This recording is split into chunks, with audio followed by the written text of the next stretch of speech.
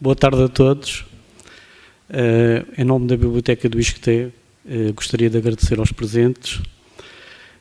Gostaria de fazer dois agradecimentos especiais, um ao INE, na pessoa da doutora Luzia Estevens, por ter aceito o convite da Biblioteca para estar presente na conferência, e por outro lado por ter também participado noutros eventos no âmbito do Ano Internacional da Estatística, nomeadamente as ações de formação que a Biblioteca realizou e também a exposição bibliográfica em que participaram. Por outro lado, gostaria também de agradecer aos professores, à professora Helena Carvalho, moderadora da conversa, por ter aceito o convite, ao professor André Freire, e ao professor Nuno Almeida Neves e à professora Margarida Cardoso. Passo a palavra à professora Helena Carvalho, como moderadora, para poder fazer a apresentação dos convidados e dar início à conversa. Muito obrigado. Boa tarde a todos. Boa tarde a todos. Em primeiro lugar, agradeço à Biblioteca a iniciativa por este acontecimento. Gostaríamos de ter uma audiência muito... ele vem bem, então somos tão poucos. Gostaríamos muito que pudéssemos ter, de facto, uma audiência com maior volume, dado o tema tão interessante que estas conversas têm.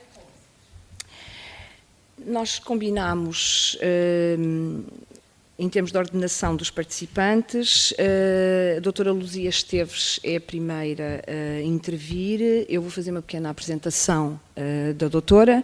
Integra o Departamento de Difusão do INE, está associada à área de apoio aos utilizadores de informação estatística, como eu disse, do INE e do Eurostat, que julgo saberem ser o Serviço de Estatística Europeia. Faz parte de uma equipa de 9 pessoas que dá resposta a todas as solicitações de informação estatística que vão chegando ao INE. Participa em múltiplas ações de formação relacionadas com o Eurostat e toda a divulgação de estatística feita justamente pelo Eurostat, inseridas na rede europeia de centros de apoio. Também realiza diversas ações de formação sobre o portal do Eurostat, na rede de informação do INE, em bibliotecas do ensino superior. Portanto, é com muito gosto que a recebemos nestas conversas justamente relacionadas com a estatística.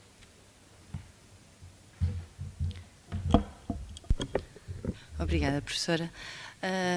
Como a professora disse, trabalho no INE, mais concretamente no Serviço de Difusão.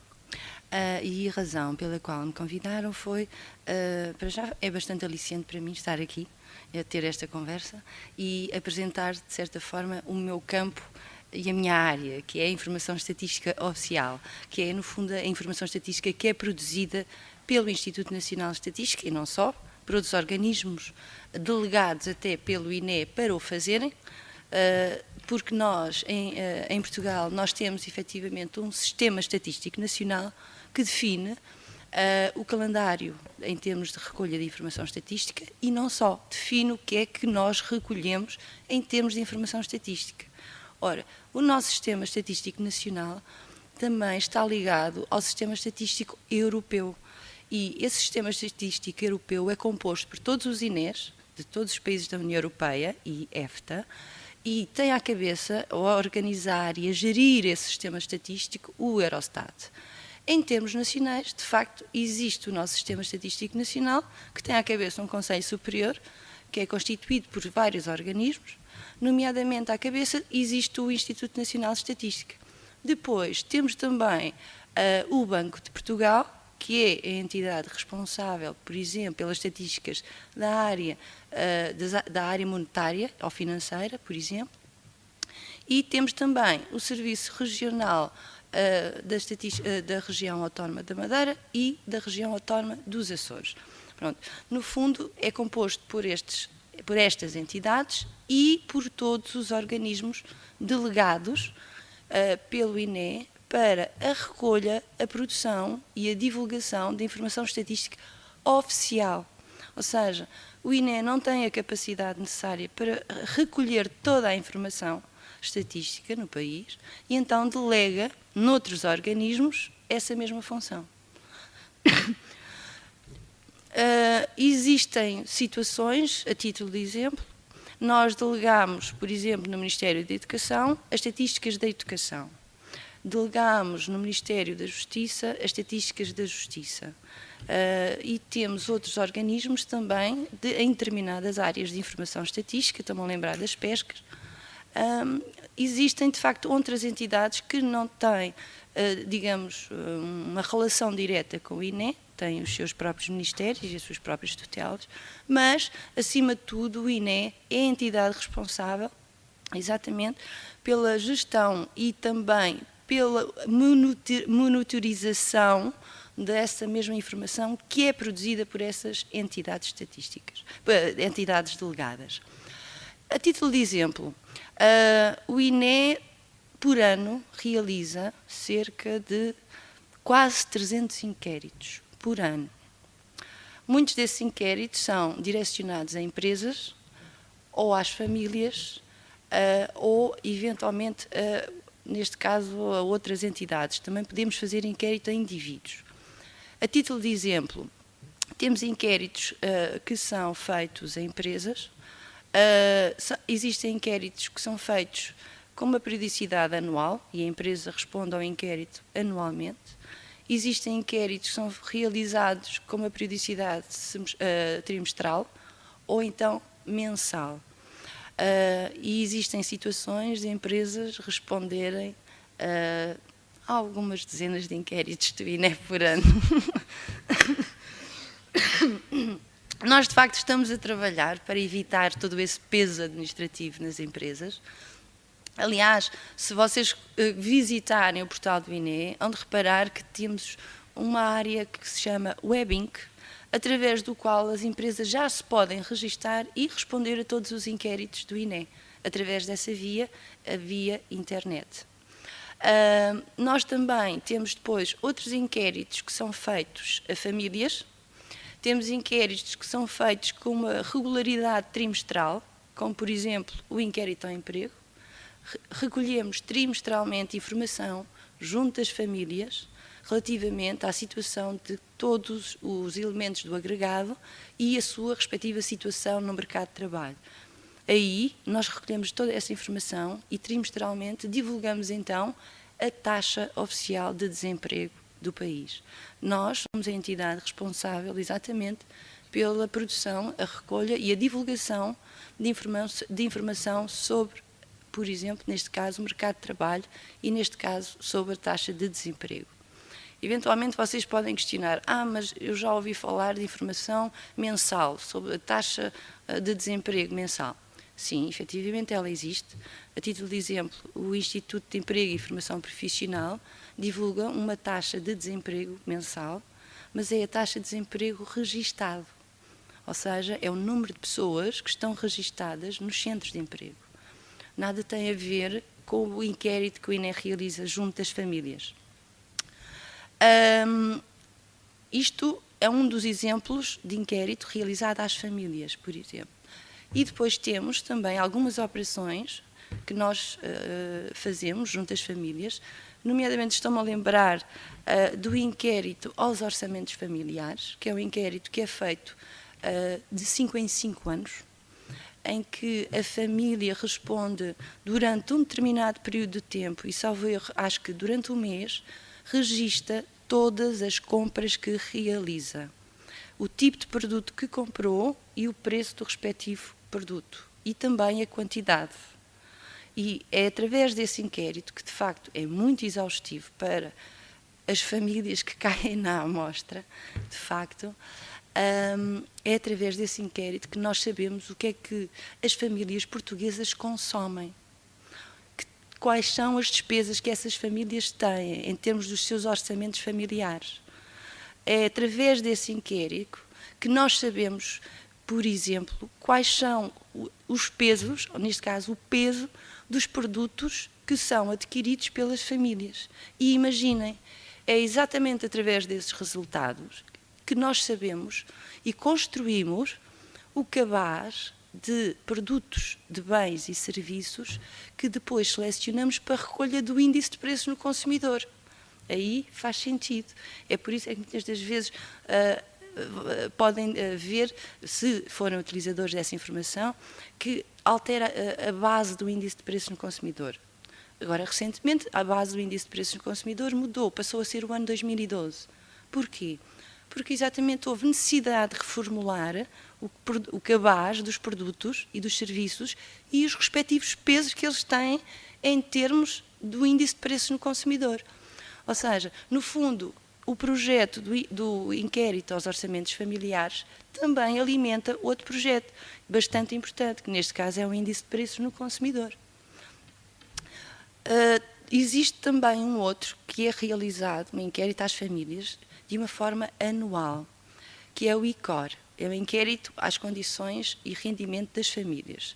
Vocês vão me dizer, mas isso é muito idêntico ao outro. Não, não é.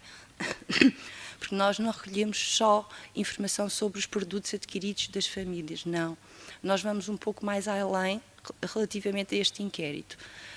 Nós colocamos questões às famílias relativamente aos seus rendimentos, às suas despesas, às condições de vida, em termos do alojamento, em termos de várias, por exemplo, se o edifício tem acessibilidade, se o alojamento tem determinados elementos de conforto, etc, etc. Pronto. E esse inquérito é realizado também às famílias, mas de uma forma anual.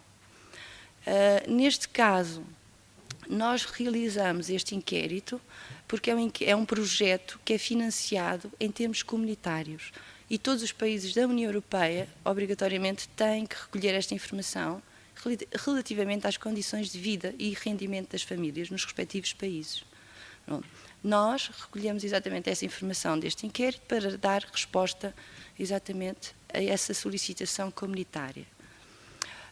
Essa informação, a título de exemplo, nós disponibilizamos-la, por exemplo, para fins de investigação, ao nível de microdados. Se, por exemplo, investigadores estiverem interessados em obter informação exatamente sobre esse inquérito, o INE realizou um protocolo com o anterior Ministério da Ciência, da Educação, Ciência e Tecnologia e disponibiliza, para fins de investigação, os microdados desse inquérito, do ICOR. Ou seja, nós estamos a falar de dados individuais, não é? Ou seja, para cada indivíduo existe informação recolhida desse inquérito. E essas bases de dados são facultadas, exatamente ao abrigo desse protocolo, para fins de investigação. Eventualmente, se vocês estiverem interessados, depois poderão colocar ou perguntar-me quais são as formas de acesso a essa informação. E deixaria aqui agora o chão para vocês. Se me quiserem colocar mais alguma questão, alguma dúvida que tenham, alguma curiosidade em relação, por exemplo, ao INE, ou algum inquérito que o INE realiza e que queiram saber mais em pormenor.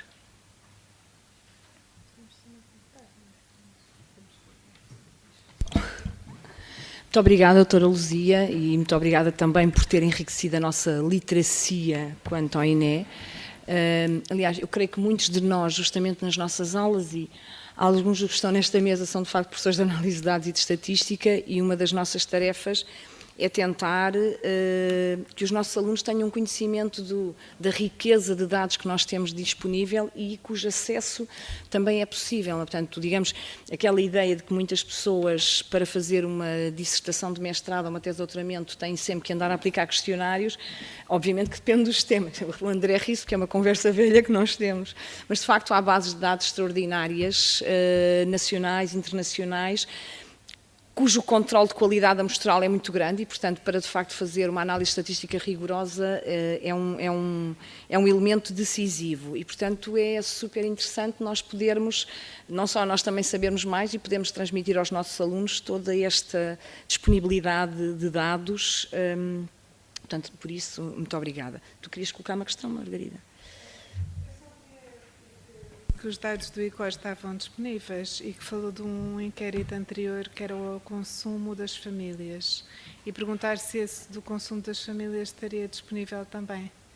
Também está. Exatamente. Eu falei a título de exemplo do ICOR, mas nós temos uma lista extensa de microdados e de base de dados que podemos disponibilizar exatamente para efeitos de investigação. A título de exemplo, já falei do ICOR.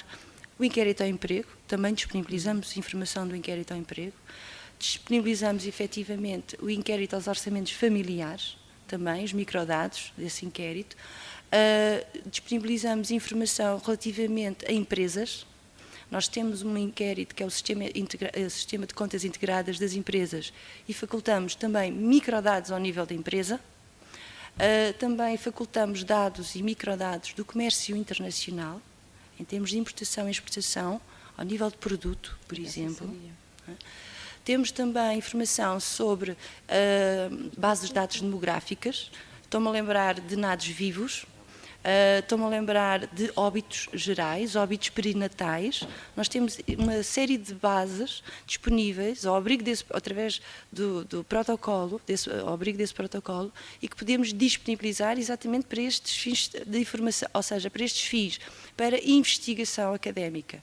Para isso, por exemplo, se necessitarem de obter mais informação sobre essas bases de dados, nós temos no nosso portal, entrando logo na primeira página, serviços disponíveis e tem lá serviço aos utilizadores. E tem lá, numa subárea, investigadores. E dentro dessa área vocês têm então a descrição do protocolo e o link de acesso ao site da DGEC, Direção-Geral de Estatística da Educação e Ciência, e aí vocês têm a lista completa das bases de dados que estão disponíveis exatamente para fins de investigação. Se tiverem depois alguma dificuldade, nós temos um telefone, uma linha de apoio ao utilizador. Se andarem perdidos no nosso portal, por favor, 808 201 808. Liguem e peçam ajuda aos meus colegas. Obrigada. Querem colocar alguma questão?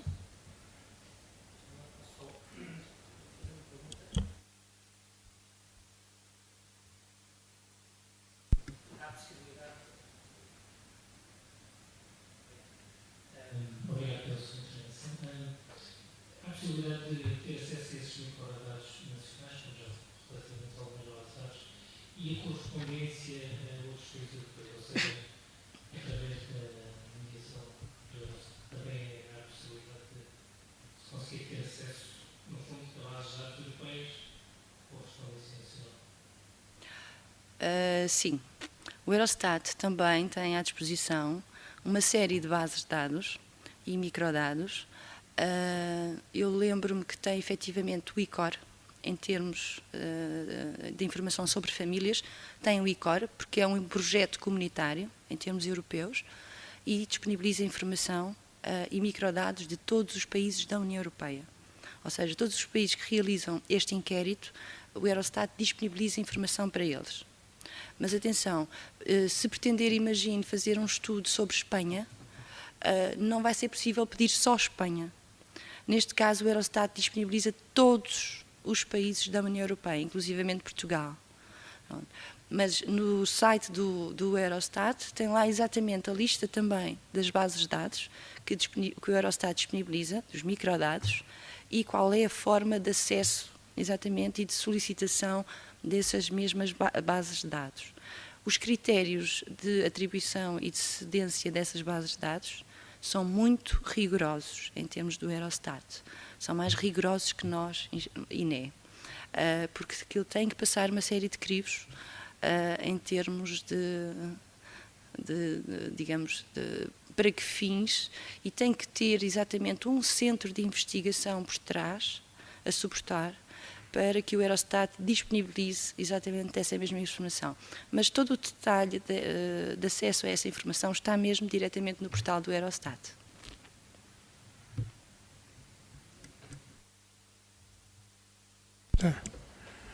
porque disse que o orçamento das famílias, que bem aprendi, e o dos rendimentos, não é? Tinha como unidade da amostragem a família, mas depois falou em dados individuais. Como é que fazem a ponte? Inquirem todos os membros da família? Como é que é isso?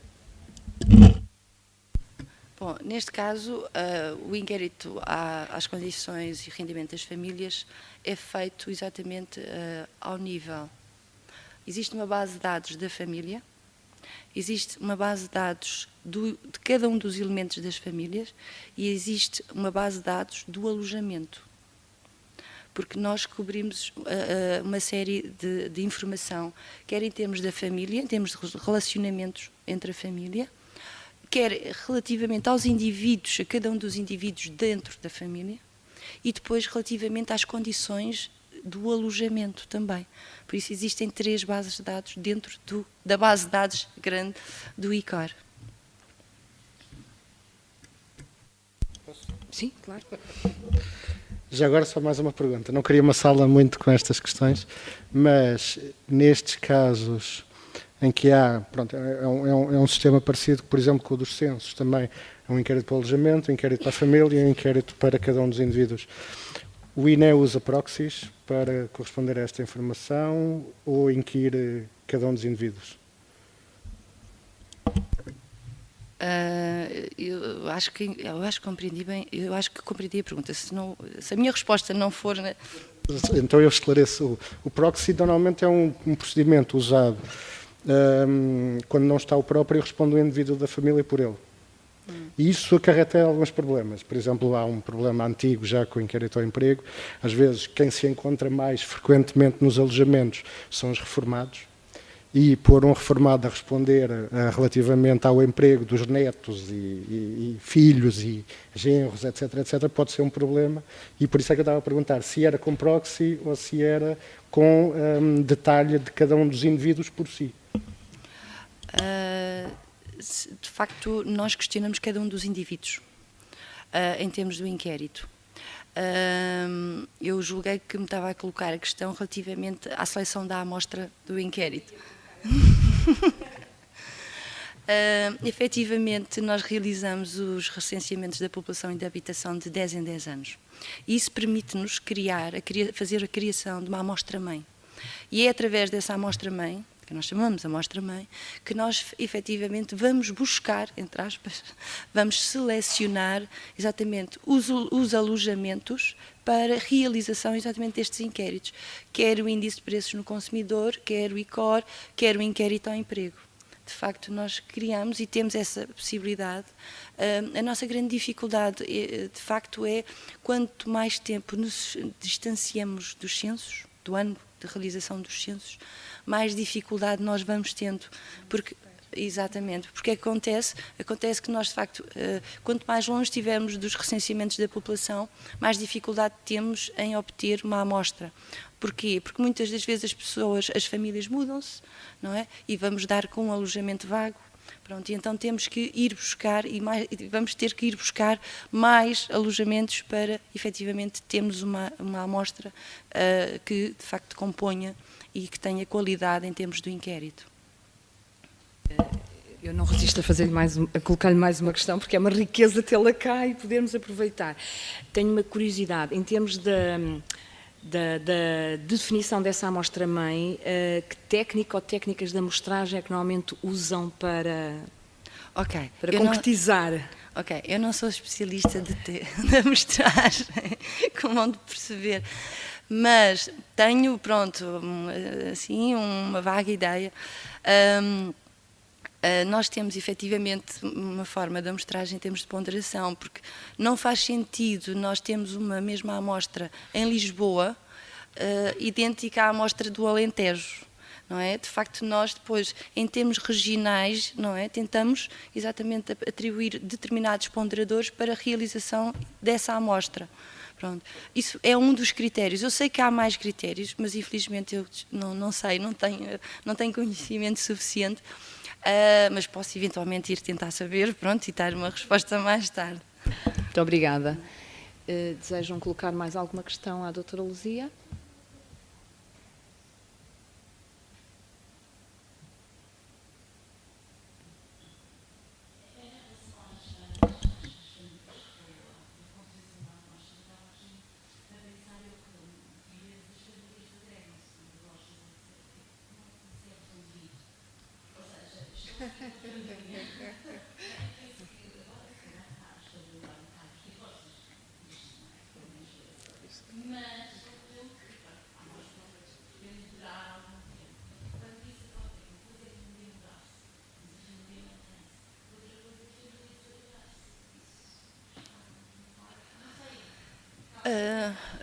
Boa pergunta. Eu também faria o mesmo e gostava de saber a resposta. Mas eu pressuponho, da experiência que tenho, que existe um representante da família. Ou seja, em todas as famílias tem que haver um representante. E quando acontece uma situação dessas, eu não sei se eventualmente, mas eu posso tentar saber e posso ficar com o seu contacto. Pronto. Eu não sei se de facto nós acompanhamos o representante da família, não é? Ou se eventualmente a família sai da amostra e é substituída por outra. Pronto. Não lhe sei dizer efetivamente, porque a título de exemplo, no inquérito ao emprego, que tem uma periodicidade bastante regular, estamos a falar trimestral, existe digamos um terço da amostra que é fixa ao longo do ano. Ao longo do trimestre, nós rodamos e substituímos as famílias que caíram na amostra. Mas há um terço dessas famílias que vai ficar na amostra durante um ano. E chegando ao final do ano, esse um terço sai e é substituído por um terço novo. E ao longo do trimestre vamos rodando sempre as famílias. Pronto, e tentamos sempre, de facto, isto é, digamos, a metodologia em termos do inquérito ao emprego. Agora, relativamente à questão específica e concretamente relativamente a esta situação, pronto, eu não tenho muita informação para lhe dar uma resposta concreta, mas lembrei-me do pormenor da questão do representante da família.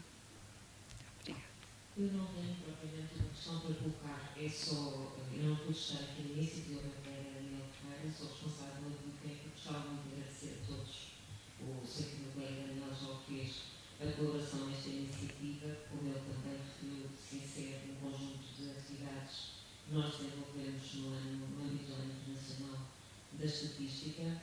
Queria também, eu quando aqui cheguei para a sala e fiquei com pena que a sala tivesse tão descoberta, nós normalmente fazemos as conversas num espaço mais pequeno na biblioteca, tendo em atenção o tema, porque quando falámos sobre o assunto, as pessoas com quem falámos mostraram muito interesse. O facto é que fizemos, como temos feito noutras conversas, aliás, a professora André já tem estado em algumas, optámos pelo auditório porque normalmente temos uma adesão maior.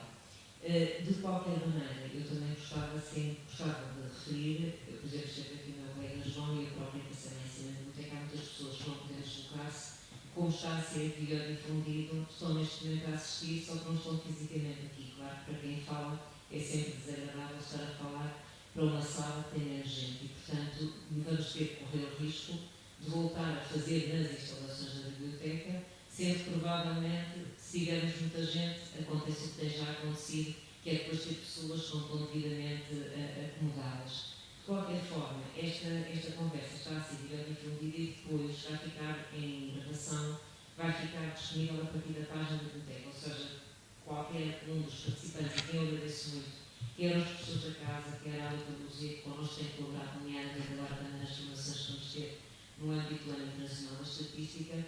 Claro que é óbvio que depois poderão rever, até usar eventualmente algumas das intervenções em aula com os alunos, porque esse também é o objetivo, não estamos a vir a difundir, não é só para as pessoas que não podem fisicamente estar aqui, porque isto pode ser visto em todo o país e há pessoas que não se podem deslocar a Lisboa e podem beneficiar, como também para efeitos do trabalho em aula. Nós divulgamos, e isto também para vos dizer, a divulgação, além daquela que é feita primeiro, nós fomos em Facebook, fazemos cartazes, etc.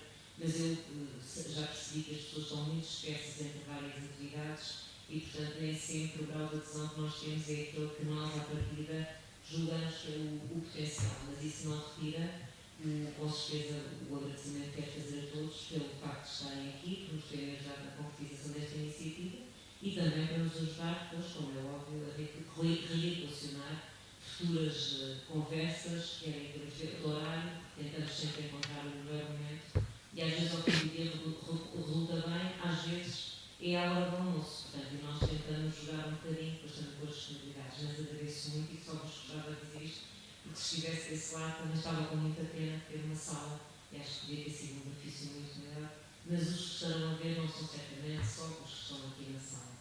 E obrigada, porque só não tenho nenhuma, não sei agradecer a presença de todos. Obrigada. Sim. Vamos então prosseguir. Agora o professor André Freire vai fazer a sua apresentação. Portanto, vamos mudar um pouquinho de registro, obviamente sempre com a estatística como background, e portanto o professor André Freire vai fazer mais em termos de aplicação. Provavelmente todos conhecem, mas o professor André Freire, portanto, é um dos nossos colegas da casa, pertence ao Departamento de Ciência Política e Políticas Públicas da Escola de Sociologia e Políticas Públicas, e é investigador do CIES, como muitos de nós também, é doutorado em Ciências Sociais pelo Instituto de Ciências Sociais da Universidade de Lisboa, fez provas de agregação, designadamente na especialidade em Ciência Política no ISCSP. Alguns dos seus tópicos principais de interesse de pesquisa são, designadamente, atitudes e comportamentos políticos dos eleitores, instituições políticas, representação política e elites políticas. Portanto, digamos, o core é a questão da ciência política. Tem uma vasta participação em conferências internacionais, publicações, livros, capítulos de livros, muita produção científica. André, mostra-nos um pouco da produção científica. Pronto, então eu, em primeiro lugar, agradeço o convite da Biblioteca e da professora Helena Carvalho para estar aqui. Não, está grande. E é com muito gosto que o faço. Eu, de facto, vou apresentar resultados de inquéritos que temos feito, nomeadamente no âmbito do projeto Eleições, Liderança e Representação e Responsabilização, desculpem. E este paper, nomeadamente, que é um paper em coautoria, que eu fiz com o Emanuel Tsatsanis, também do CIES, e a Inês Lima, que está aqui também. É um paper exatamente baseado nos dados que produzimos no âmbito desse projeto e tem como título, porque uma boa parte deste projeto é também sobre os efeitos da crise económica e financeira e política sobre a representação política. Nós já tínhamos feito um projeto entre 2007 e 2010 e depois pareceu-nos, isto é uma coisa irónica, mas a verdade é que a crise também é uma oportunidade de investigação do ponto de vista de percebermos quais são os seus efeitos sobre, e porque é um evento singular e traumático, sobre a representação política. E, portanto, nós fizemos vários inquéritos em 2008 e agora repetimos em 2012-13 a eleitores e a deputados, e é isso que eu vou apresentar. O título deste paper, que já foi apresentado em várias conferências, numa conferência que fizemos no Parlamento em 8 e 9 de julho deste ano, e depois foi apresentado no European Consortium for Political Research na Conferência de Bordeaux, e finalmente aqui nesta conferência sobre valores, crise e democracia, que teve lugar em Colónia em final de setembro. Pronto, nós já recebemos várias críticas e há coisas que ainda precisam de ser mudadas, eu depois vou-vos mostrar. Pronto, começo, portanto, pelas questões de pesquisa deste estudo, nomeadamente do paper em causa, não é? Pronto, nós o que constatamos, seja em termos da campanha eleitoral, seja em termos das percepções dos eleitores sobre o posicionamento dos partidos, foi que, em primeiro lugar, as pessoas consideram que, sobretudo, o partido de centro-direita, o maior partido que venceu as eleições, o PSD, se moveu para a direita do ponto de vista das suas propostas políticas, nomeadamente em termos da dicotomia Estado e mercado. E, portanto, esse é o assumption de base, e a questão que nós vamos colocar e que vamos tentar analisar aqui é em que medida é que essa inflexão se reflete nas atitudes e comportamentos, em primeiro lugar, dos deputados, aqui designados por MPs, Members of Parliament. Em segundo lugar, queremos ver em que medida é que os eleitores acompanham ou não esse movimento a existir não é? Do ponto de vista dos deputados, também para a direita, do ponto de vista das preferências em matéria de políticas públicas. E, em terceiro lugar, terceira questão, portanto, e quer dizer, se portanto, os eleitores acompanham os deputados, pode-se falar-se daquilo que na gíria profissional se chama um efeito de liderança, não é? E há outras hipóteses, falarei mais à frente. Ou, pelo contrário, podemos assistir, exatamente, a uma maior discrepância entre as preferências de eleitores e eleitos. No fundo, uma decalagem do ponto de vista das preferências dos eleitores e dos eleitos, o que seria sinal que a própria crise económica e financeira também está associada a uma crise de representação política. Os dados que nós usamos neste paper, e geralmente no projeto, embora no projeto sejam mais coisas, nomeadamente comparativas, são 4 amostras representativas. Enfim, as amostras aos eleitores são representativas no sentido que são amostras polietápicas e depois no final com uma seleção aleatória, tipo random root. As amostras dos deputados são tentar inquirir o máximo de deputados que existem no Parlamento em funções em determinado período e depois, quer dizer, tentar abranger a diversidade, o que dá um imenso trabalho. E isto foi feito, os inquéritos aos deputados, geralmente com alunos aqui de ciência política, mestrado e doutoramento. E depois ponderamos as amostras para corrigir em termos de sexo e partido. Mas as amostras são muito boas do ponto de vista da diversidade dos indivíduos abrangidos. Pronto, e portanto temos 2 amostras, uma para os eleitores e uma para os deputados em 2008 e depois outras 2 em 2012, final de 2012 e 2013, porque a dos deputados demorou mais tempo. Pronto, a ideia é, no fundo, agora aqui em termos dos tópicos, é ver em que medida é a ideia dos valores, não é? E a ideia dos valores é que os valores são concepções do universo desejável e que não são diretamente observáveis, ou seja, nós temos indicadores, que são geralmente as posições face aos diferentes temas políticos, e tentamos inferir as orientações valorativas através da ideia de variáveis subjacentes, não é? Pronto, esta é a ideia dos valores. E, portanto, para aferirmos esses valores, que nós dividimos, tendo em conta a teoria, em 2 grandes blocos, digamos assim, os valores ligados à dimensão económica esquerda-direita, ou seja, as questões para o Estado, para o mercado, etc., e os valores ligados à chamada divisão entre orientações autoritárias e libertárias. E, portanto, vou mostrar-vos agora aqui, depois vou saltar esta coisa da Troika, porque isto é muito conhecido aqui em Portugal, não é preciso falar sobre isso. Em termos de eventual evolução, mudança entre 2008 e 2012-13, em termos das orientações valorativas de eleitores e eleitos, nós antecipamos 4 cenários. Um primeiro cenário é que os movimentos dos deputados, em determinado sentido, são depois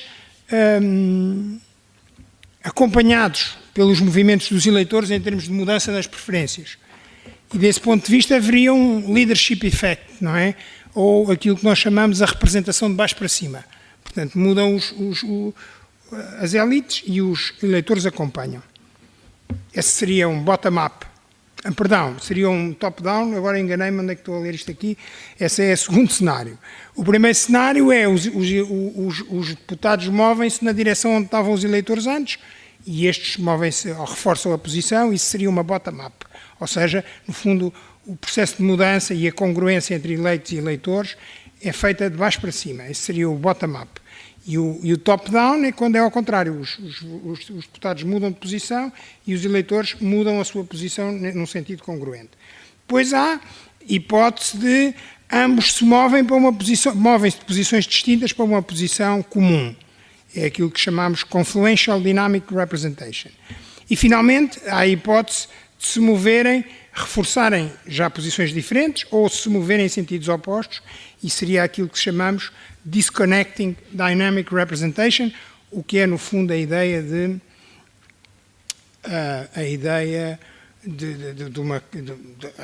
sinal de crise de representação, naturalmente. Depois temos aqui as hipóteses, eu antes de mostrar os dados, espero não As hipóteses baseadas nestes cenários são que os eleitores, quer dizer, no fundo, a primeira hipótese é uma hipótese de disconnecting dynamic representation, ou seja, tendo em conta o que nós sabemos das preferências dos eleitores em múltiplos inquéritos, que são muito pró-state, pró-welfare state, e, portanto, aquilo que nós esperamos é que o movimento para a direita dos partidos de direita, sobretudo o PSD, e se for acompanhado pelos seus deputados, não deve ser acompanhado pelos eleitores, os eleitores do partido em particular e em geral, e, portanto, criará uma maior decalagem nas preferências de eleitores e eleitos. A segunda hipótese é de que, a existirem movimentos de sentido oposto, mais para a esquerda, sobretudo entre a esquerda da radical, provavelmente isso também não será muito visível em termos dos eleitores e, portanto, também aí esperamos algum disconnecting dynamic representation. E depois, esta é a hipótese 3, portanto, o que nós esperamos em termos do conjunto do Parlamento e, no fundo, das forças políticas é uma crescente polarização, sobretudo ao nível das elites, ou seja, as elites à esquerda estão mais à esquerda e as mais à direita estão mais à direita. E nos eleitores não é muito expectável que se observe um movimento semelhante, ou seja, a polarização ocorre sobretudo ao nível das elites. E, finalmente, é a ideia de que os valores mais pós-materiais, os valores autoritários libertários, portanto, daí não será visível grande mudança. Pronto, aqui vocês podem observar, com base em várias sondagens desde 1978 até 2012,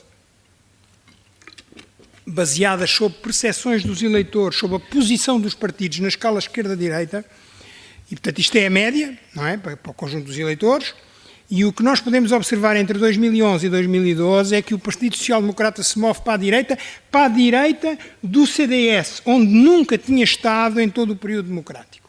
É isso que vocês podem mover-se para a posição 8.0 numa escala de 8-10, não é? E esta mudança é estatisticamente significativa, de resto, não é, agora não vou aprofundar isto, este é o dado mais importante aqui. Pronto, aqui é a posição de eleitores e eleitos na escala esquerda-direita, não vou agora passar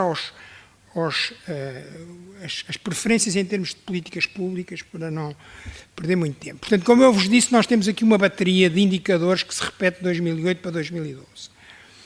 E esta bateria de indicadores são estes que vocês podem ver aqui, uma bateria de indicadores sobre atitudes face à distribuição do rendimento, ao papel do Estado na saúde e na educação, à questão das desigualdades, deve haver esforços para combater as desigualdades ou não, e a relação entre crescimento económico e orçamento equilibrado. Esse é o Economic Left-Right Index, que vocês podem ver aí. Depois tem os Kronebar-Alpha, são valores razoáveis. Portanto, em termos, enfim, aceitáveis, eu sei que dos eleitores é mais fraca, mas, apesar de tudo, porque isto tem uma ancoragem teórica, por um lado, e por outro lado é a questão de repetir as variáveis em 4 inquéritos e em 2 períodos temporais. Já o Authoritarian Libertarian Index tem uns valores, quer dizer, inaceitáveis.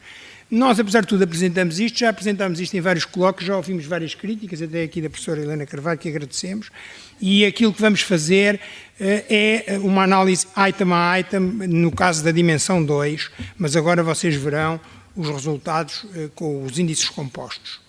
Portanto, aqui temos o ponto médio para o conjunto dos eleitores, não é? E depois temos os vários inquéritos, não é? Como vocês podem ver, por exemplo, eleitores 2008, eleitores 2012. Portanto, são estes aqui. Vocês podem ver que os eleitores estão alinhados à esquerda, portanto, a escala vai, já agora, a escala vai de 1 a 5, por exemplo, os valores mais baixos são mais pró-distribuição dos rendimentos, mais pró-intervenção do Estado na economia, esse tipo de coisas. E, portanto, se este é o ponto mais à direita, aquilo que nós vemos é aqui uma moda muito pronunciada, no caso dos eleitores, alinhada à esquerda, não é? Isso é óbvio.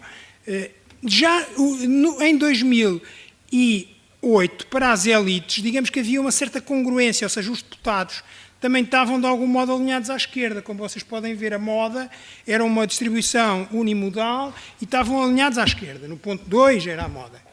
Mas o que se passa em 2012 com as elites, ou seja, as elites é os deputados, não vou agora dissecar aqui os dados dos deputados, é que há uma distribuição bimodal e, quer dizer, há no fundo maior polarização. No fundo há uns deputados mais à esquerda e outros mais alinhados à direita. Enfim, 3.5 mais ou menos, quer dizer, não é bem isso, mas... E, portanto, depois nós concluiremos. E depois isto é estatisticamente significativo, portanto, agora não vou também perder tempo com isso, mas nós fizemos os testes estatísticos para as questões relevantes, são as que eu referirei. Agora temos aqui a média por partidos, ou seja, nós temos os deputados divididos em partidos e temos os eleitores também divididos em partidos, e temos os 2 pontos temporais, e temos a média para cada grupo. E o que nós podemos ver, portanto, massas, 2008, 2012. É flat, a distribuição é basicamente flat. Mas já no caso das elites, portanto, 2008 é esta aqui, já era mais polarizada, mas em 2012 nós vemos, quer dizer que no fundo é de novo, mas agora aqui não em termos de percepções dos eleitores sobre a posição dos partidos, mas em termos de a posição média do conjunto dos deputados de cada bancada parlamentar, observamos de novo um movimento para a direita do Partido Social Democrata que está agora exéquo, basicamente, com o CDS, do ponto de vista das preferências para o mercado, digamos assim, para facilitar. E este movimento é estatisticamente significativo. Também se verifica à esquerda, onde já havia uma maior decalagem entre eleitos e eleitores, a decalagem é esta, não é? Um cavar dessa decalagem, sobretudo ao nível da CDU, mas também do Bloco de Esquerda. Portanto, também aqui maior polarização. Pronto, estão aqui os testes de significância, não vou também perder muito tempo com isso. Agora a dimensão autoritários-libertários. Aqui não há grandes mudanças, como vocês podem ver, porque a distribuição é unimodal, alinhada à esquerda, ou seja, quer os deputados, quer os eleitores são, segundo as suas próprias declarações, naturalmente, mais pró-libertários, digamos assim. Pronto. Portanto, aqui é um bocadinho flat, apesar de haver alguns movimentos. Aqui, o que nós podemos observar, agora médias por partidos, é um cavar mais libertário, no caso do PS e do CDU, e no resto, basicamente, temos aqui o CDS que se move, digamos assim, por acaso é o CDS que torna mais libertário, exato. Pronto, agora uma síntese do que acabei-vos de dizer. Portanto, a principal questão é, de facto, há aqui uma decalagem maior com o movimento para a direita do PSD, sendo que no caso dos eleitores, quer dizer, basicamente a situação não mudou muito, ou seja, houve movimentos, sobretudo ao nível das elites. Claro, estes dados que eu vos apresentei não levam em conta a heterogeneidade interna em cada grupo, seja dos eleitores, seja dos partidos. E por isso nós fizemos uns cálculos, que eu agora não vou aqui explicar, baseados na heterogeneidade interna de cada grupo, tomando isso em consideração, são uns índices específicos, não vale a pena. E aqui, no fundo, estes dados basicamente confirmam o aumento da decalagem, sobretudo nas questões socioeconómicas, entre eleitores e eleitos à direita, nas questões socioeconómicas. Podem ver aqui o PSD, que é o caso mais pronunciado. Isto é a diferença entre eleitores e eleitos, o 0,62, no ponto médio, e aqui era menor. Pronto, conclusões.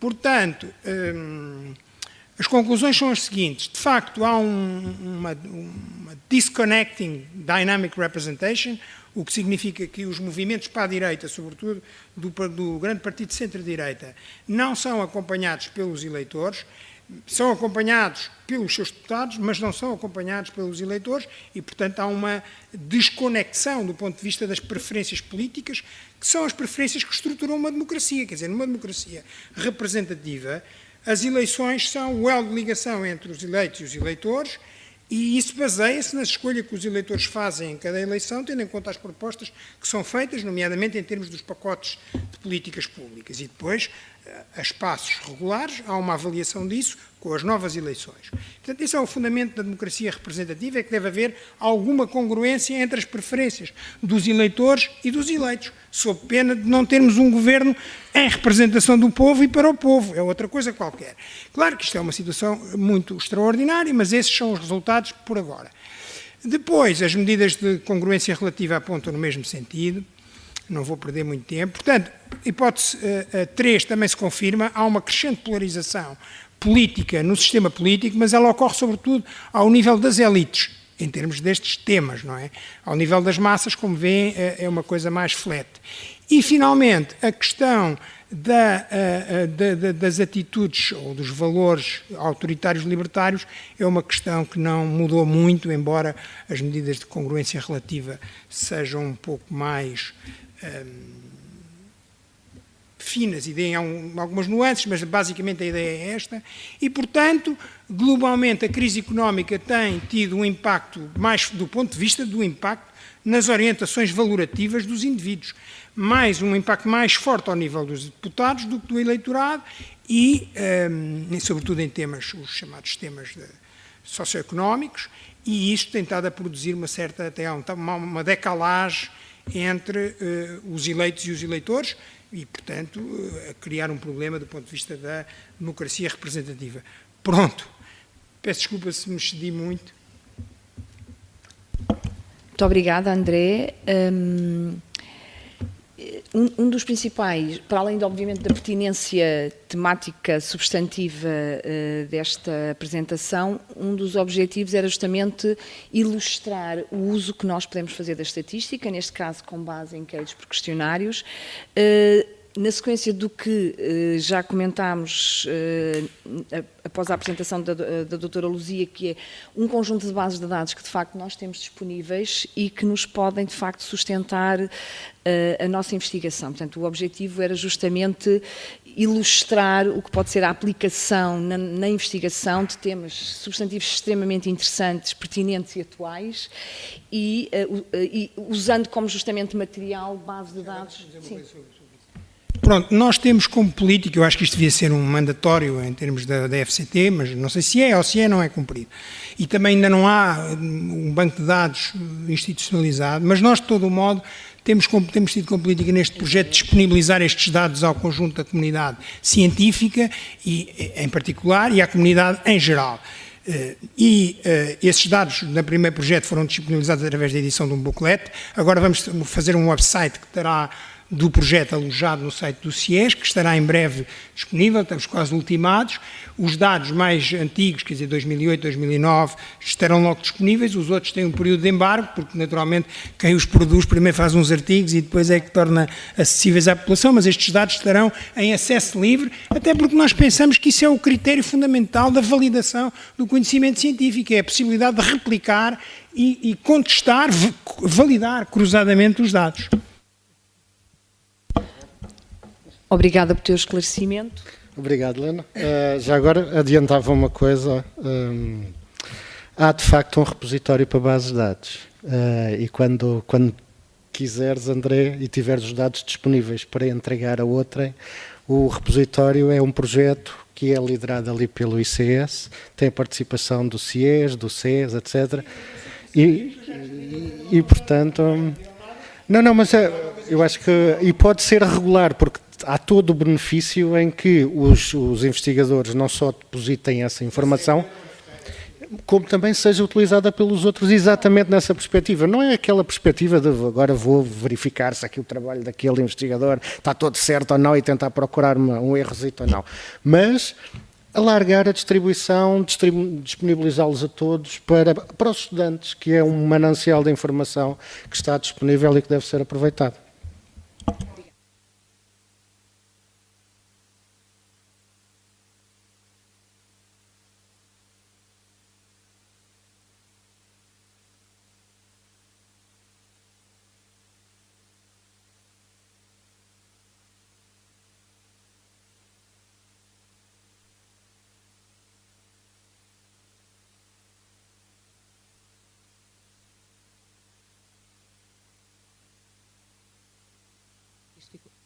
vem na linha daquilo que está a ser discutido a nível da Comissão Europeia, mas como o professor André Freire referiu, nós tivemos agora uma reunião por causa de projetos ao nível do acesso livre às publicações científicas, e estava um representante da Comissão Europeia, que eu não me consigo recordar do nome, mas que discutiu exatamente a questão de haver um problema, e eles definiam 4 níveis relativamente à disponibilização dos dados, que é haver ali um período durante o qual as pessoas que têm os dados e que esperam vir a publicar com base naqueles dados poderem ter um embargo, tal como existe nas revistas científicas, que também têm um embargo, e depois nós podemos colocar nos repositórios. Portanto, isto não tirando de forma nenhuma, até porque eu conhecia esse repositório do ICS, cheguei a falar com o professor Fernando Luís Machado sobre isso, mas a verdade é que tudo caminha no sentido, só que é mais difícil conseguir o acordo relativamente à disponibilização de dados científicos do que de publicações.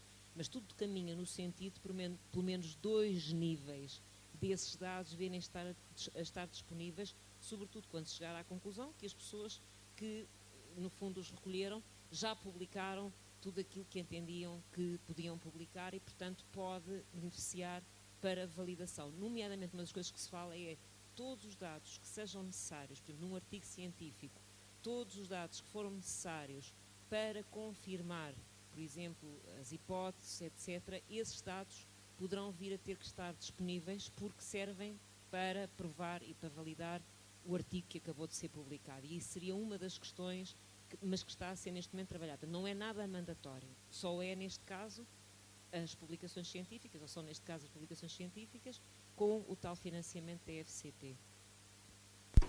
Eu vou só aproveitar para fazer uma observação, porque parece-me que é o caminho certo. Eu, por exemplo, trabalho bastante na área da aprendizagem automática, a par da análise de dados que faço com instrumentos estatísticos, trabalho também com dados, com técnicas de aprendizagem automática, e nós temos por hábito, temos um repositório que é o CI Machine Learning repositório, que é a nível global, e na verdade muitos dos artigos publicados nas áreas da inteligência artificial e da análise de dados usando as técnicas de Machine Learning são artigos em que qualquer autor vai àquele repositório e testa as propostas que faz em termos metodológicos num conjunto de datasets que muitíssimos outros já utilizaram para promover as suas propostas e os seus algoritmos. E, precisamente, podem, então, comparar as melhorias relativas face a outras propostas de outros investigadores. E isto é normal e é assim que se promove o conhecimento e a melhoria nos algoritmos propostos. Acho que deveria ser assim. Claro que se compreende que, enquanto a pessoa é dona dos dados no sentido em que os quer aproveitar para promover primeiro o seu trabalho, mas depois sim, acho que faria todo o sentido, até para contrapor eventualmente, porque todos somos capazes de errar e, portanto, a seguir alguém nos diz, fizemos melhor que vocês, é assim. Pronto. Obrigada, Margarida. Algum dos presentes quer colocar alguma questão? Não? Então, passamos ao professor Nuno Alves. O Nuno é professor e diretor do Departamento de Métodos de Pesquisa Social, portanto, não podia estar mais enquadrado. Também da Escola de Sociologia e Políticas Públicas. É responsável por diversas unidades curriculares que justamente estão muito ligadas a indicadores e fontes estatísticas, desde laboratório de indicadores e fontes estatísticas, indicadores e estatísticas de educação, em políticas públicas, análise de indicadores estatísticos. Portanto, são várias unidades curriculares que percorrem os nossos planos de estudos desde primeiro, segundo, terceiro ciclo. Portanto, digamos que, desse ponto de vista, a oferta formativa designadamente da nossa Escola de Sociologia e Políticas Públicas, está muito bem sustentada por tudo o que são indicadores e fontes estatísticas. É doutorado em Sociologia, portanto, mais um daqueles que ligamos a Sociologia e os métodos quantitativos. Tem também imensas publicações, artigos em revistas especializadas, capítulos livros, uma enorme participação em conferências internacionais, portanto, todos trabalhamos muito. Obrigado, Helena. Todos trabalhamos muito e alguns demais, mas pronto. Eu também acho que vou falar disso aqui. Vou falar disso aqui. Quando surgiu este convite, eu fiquei a pensar, mas o que é que eu vou... Eu sou um utilizador muito frequente de estatísticas, tenho a missão na vida de, sobretudo aos alunos que aqui chegam, aos alunos de primeiro ano, dar a conhecer a informação estatística e o que é que se pode fazer com ela, porque as estatísticas, quer a elaboração recorrente de inquéritos, entrevistas, etc., quer as estatísticas disponíveis, nomeadamente por parte do INE ou por parte do Eurostat, são um manual de informação valiosíssimo para nós podermos trabalhar em ciências sociais. E, inclusivamente, eu costumo dizer isto muitas vezes aos meus alunos, há informação disponível, nomeadamente aquela que está disponível no INE, que deve ser aproveitada e que, ao aproveitarmos essa informação, nos poupa algum trabalho, sobretudo aquele trabalho absolutamente desnecessário que é a reinvenção da roda.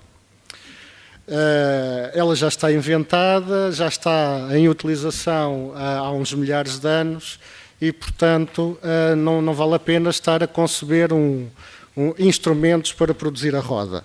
E, portanto, as estatísticas estão disponíveis, cada vez com melhores plataformas de utilização de dados. O INE, por acaso, eu discordo um bocadinho da política de manutenção do website do INE. Acho que aquilo precisava de umas categorias para beneficiarem a user-friendliness da coisa, porque eu até digo isso aos meus alunos, vocês, eu não vos quero incutir maus hábitos, mas para procurarem determinado tipo de informação é mais rápido procurarem no Eurostat do que procurarem no INE, porque os mecanismos de procura de dados são muito mais eficazes. Mas também sou absolutamente contrário a outros mecanismos de disponibilização de dados que fazem recurso dos dados pagos por todos nós e distribuídos pelo INE, com um trabalho valioso por parte do INE, e depois cuja mais-valia é aproveitada por outras instituições, nomeadamente fundações da nossa praça. E, portanto, eu não queria ser polémico, mas apeteceu-me ser polémico. E, portanto, o título, não tenho um título, nem tenho uma apresentação propriamente dita, mas o que me trouxe aqui hoje foi as estatísticas, e eu farto-me dizer isto aos meus alunos, são habitualmente tidas e devem ser usadas como um instrumento de planeamento. É esta a grande vocação das estatísticas. É, no fundo, nós termos números fidedignos, bem recolhidos, com a documentação técnica associada, disponíveis para conhecermos a realidade da sociedade portuguesa, a realidade da sociedade europeia, no que tocante a uma série de dimensões. Como é que o território está organizado, como é que a população se distribui no território, ao nível das empresas, que empresas é que há, com que características, com que volume pessoal, com que rendimento, com que volume de negócios, etc, etc. As populações distribuem-se como no território, com que qualificação académica, com que idades, etc, etc. E, portanto, o Estado português, nomeadamente ao nível da definição de políticas públicas, usa tradicionalmente as estatísticas disponíveis como um instrumento de planeamento. Quando é preciso fazer uma intervenção na política educativa, imaginem, por exemplo, repensar a rede escolar, como tem sido feito ao longo dos últimos anos, é preciso ver como é que foram deslocadas as populações de um lado para o outro, se faz sentido haver uma escola por freguesias, onde as freguesias têm 10 ou 20 miúdos para aprender, se calhar algumas nem tantos miúdos têm, e se o ato de aprender deve ser feito com 2 ou 3 pessoas na mesma sala, até de anos diferentes, ou se deve ser feita em comunhão com turmas mais alargadas, em que os miúdos possam conviver uns com os outros, aprender uns com os outros, desentenderem-se, andar à pancada no recreio, essas coisas, fazem parte da socialização na vida contemporânea e, não só na contemporânea, mas na socialização de há séculos. E, portanto, intervir na rede escolar, intervir na rede das escolas, é também olhar para o território e ver se a rede pode ser organizada em benefício, por um lado, dos estudantes. Eu acho que deve ser esse os primeiros beneficiários devem ser os estudantes, em segundo lugar os professores, e em terceiro lugar também, na medida em que possamos poupar ou rentabilizar recursos nessa definição de políticas relativamente à rede escolar, tanto melhor, porque nós, eu não quero exagerar nisto, mas também devemos poupar alguns recursos, nem que seja por precauções ambientais. Mas pronto. Este é o grande fito das estatísticas, servir enquanto instrumento de planeamento para as políticas públicas, para quem tem o dever de pensar as políticas públicas, e, por outro lado, um grande instrumento de conhecimento que está disponível para as populações em geral, para os utilizadores em geral, nem todos com o mesmo nível de necessidade de informação estatística, mas já sabemos que até para quem faz investigação há instrumentos disponíveis e que eles devem ser usados e valorizados. E aqui eu começo com a vertente provocatória da minha comunicação, que é se as estatísticas são também um instrumento de planeamento, ou se são, sobretudo, um instrumento de planeamento, elas são, e nos últimos tempos têm sido, sobretudo, um instrumento de opressão. E estou a falar concretamente das políticas públicas que têm sido seguidas ao longo dos últimos tempos. Não digo que seja especificamente por este governo, o governo anterior também já tinha alguns instrumentos de opressão da população com base em alguns indicadores estatísticos, porque se nós nos entretivermos um bocadinho a pensar que estamos a fazer sacrifícios muito significativos ao nível quase horizontal na sociedade portuguesa, à exceção de algumas empresas, de alguns bancos, etc., que esses não estão a fazer grandes sacrifícios.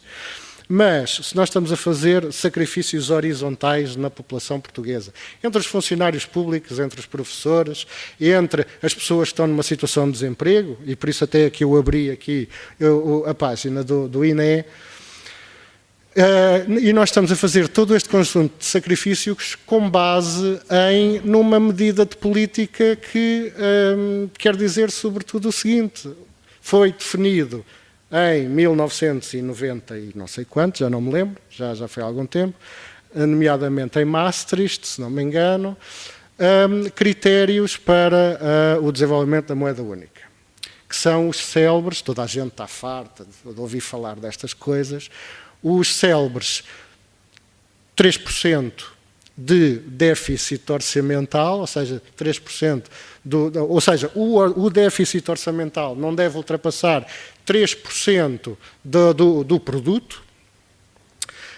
A dívida pública, quão longe estamos nós disto, não deve ultrapassar os 60% do produto também, ou seja, quando nós pensamos no produto interno bruto português, a nossa dívida pública tendencialmente não deveria ultrapassar os 60%, estamos, acho eu, nos 120 e não sei quanto, com um grande aumento da dívida pública, justamente a partir do momento em que começamos o processo de ajustamento, não é? Que é outra consequência delicada de tudo isto.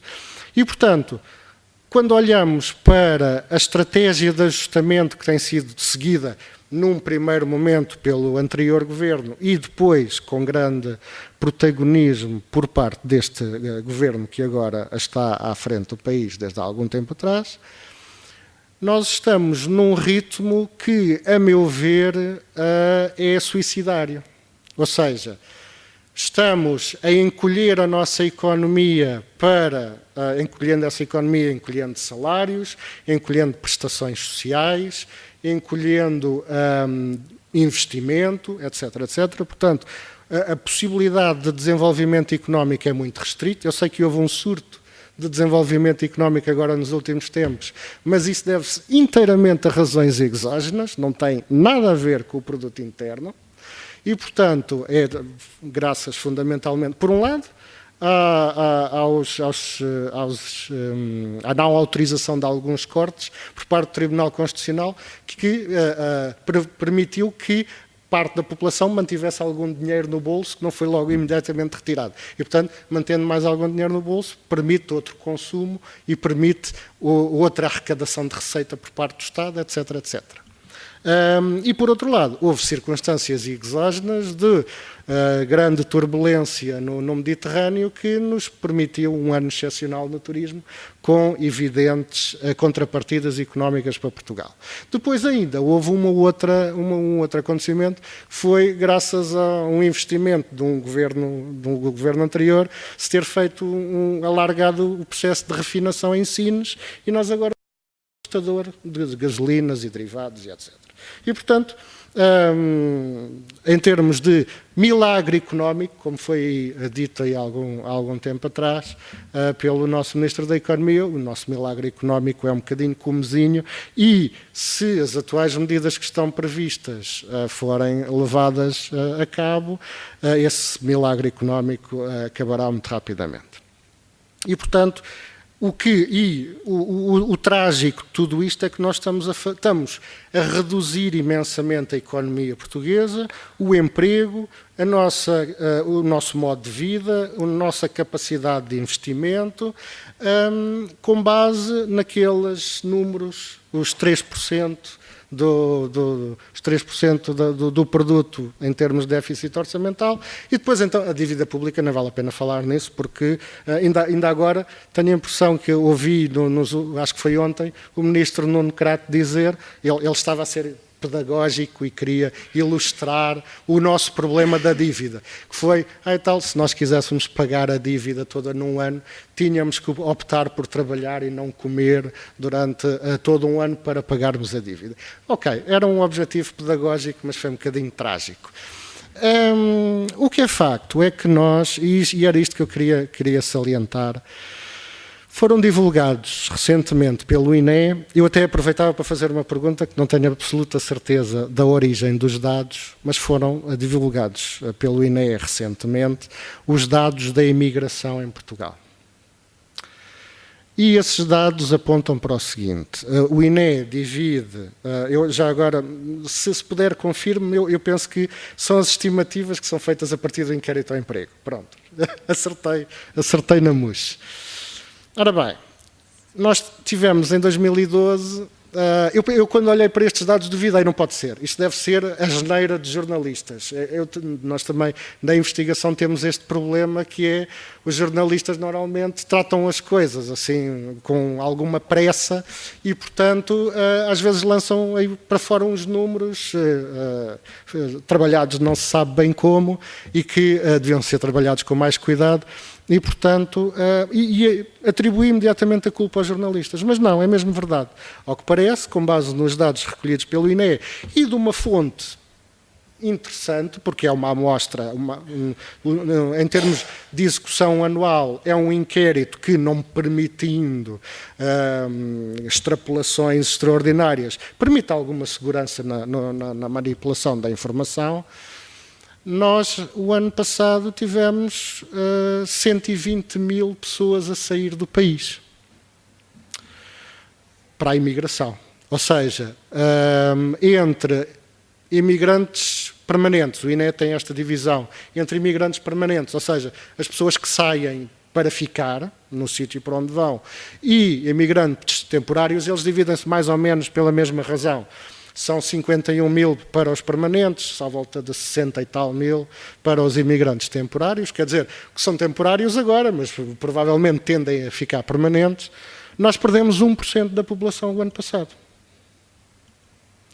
E eu não vi alarme nenhum, eu acho que eu felizmente nunca estarei sentado na cadeira de um ministro, porque não tenho grande apetência para o cargo, nem se calhar talento, e portanto isso não me preocupa nada.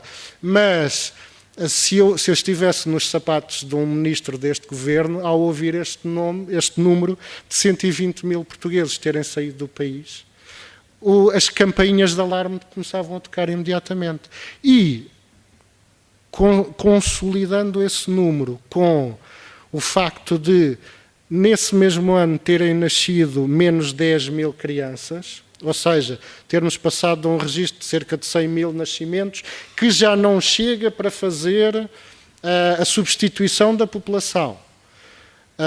Estamos num déficit e temos um populacional claramente negativo. Eu punha as campanhas a tocar, ou seja, nós estamos a fazer tudo mal, nós estamos a fazer tudo ao contrário. E, portanto, o que é necessário é... Os partidos, se tivesse aqui o André, ajudava-nos nisso. Os partidos da esquerda, como é designada a extrema-esquerda, custa-me classificar o Bloco de Esquerda e o PCP como extrema-esquerda, porque eles estão perfeitamente inseridos no sistema, têm a representação parlamentar, etc, etc. Ok, dentro do espectro político sentado no Parlamento, são aqueles que estão mais à esquerda. Mas daí até serem extremistas, não me parece que seja o mais correto. A não ser que também começássemos a chamar extrema-direita ao PP. Mas pronto, isso era uma questão a discutir mais lá para a frente. Mas o que é facto é que nós temos propostas do lado da esquerda de reequacionamento da dívida, que comportamento devemos ter com os nossos credores, que me parecem cada vez mais justas na medida em que as coisas estão a caminhar como estão a caminhar. Ou seja, nós não temos, à luz do padrão de desenvolvimento económico atual e com as contas atuais, a menor possibilidade de chegar a um déficit de 3%. Aliás, estamos a começar a negociar outro programa cautelar, que é um outro resgate com outro nome, que nos vai implicar processos de contenção económica e fiscal do mesmo tipo que estamos a ter neste momento, tem só outro nome. Estamos, no fundo, a deixar cair a nossa economia e a população portuguesa a sofrer cada vez mais na pele os problemas associados a este processo de ajustamento económico. E porque não repensar estas coisas dialogando com os nossos credores, não sei, através de uma moratória, de um qualquer outro processo que, no fundo, pudesse estancar esta sangria económica que se está a fazer. Nós olhamos, e para isso é que eu trazia estes dados, ainda não falei neles, mas a nossa população está a diminuir, não é só por causa da imigração, é a imigração juntamente com a baixa da taxa de natalidade, o envelhecimento da população, que com a diminuição das políticas públicas no setor da segurança social e da saúde vai implicar num aumento da mortalidade a curto prazo, não é? Portanto, a nossa população está a viver em cada vez piores condições e a definhar. E depois olhamos para a taxa de desemprego e nós continuamos-nos a manter em volumes de desemprego, e este aqui é uma brincadeira com o INE, é o desemprego registado, não é? O registado é o do IFP. Este é aquele que nos é transmitido pelo inquérito ao emprego. Agora, se nós formos a olhar para o conceito de desempregado do INE, vemos que preencher aquelas condições todas põem de fora, se calhar, 500 mil de portugueses que não têm trabalho e que está à procura dele, e vemos o desemprego desencorajado, etc, etc, etc. E, portanto, é muito complicado.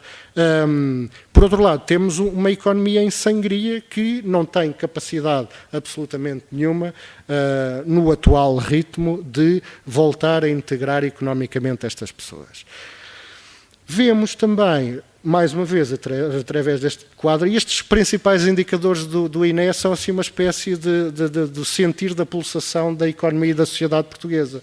A taxa de desemprego, o índice de preços do consumidor com uma subida neste último mês de 0,12%, isto para mim é outra campanha de alarme, que é nós estamos próximos da deflação. E a deflação é um problema gravíssimo, sobretudo numa sociedade com as características como a portuguesa. Do produto não vale a pena falar, estamos mais uma vez pelo 3º ou 4º ano consecutivo em queda muito significativa. E, portanto, eu não queria aproveitar esta ocasião para vos deprimir a todos, se calhar estou a ser bem sucedido nisso, mas eu acho que enquanto investigador, enquanto pessoa que pensa nestas matérias, estou muito preocupado. E, ao contrário do que o André estava a dizer, eu há bocado ia-lhe fazer uma pergunta, mas quase depois não tive a oportunidade, que é, nós não podemos invalidar ou certificar políticas públicas de 4 em 4 anos, não é? Porque senão, num espaço de 4 anos, um governo é capaz de nos arruinar, quase como este nos está a fazer tão eficientemente.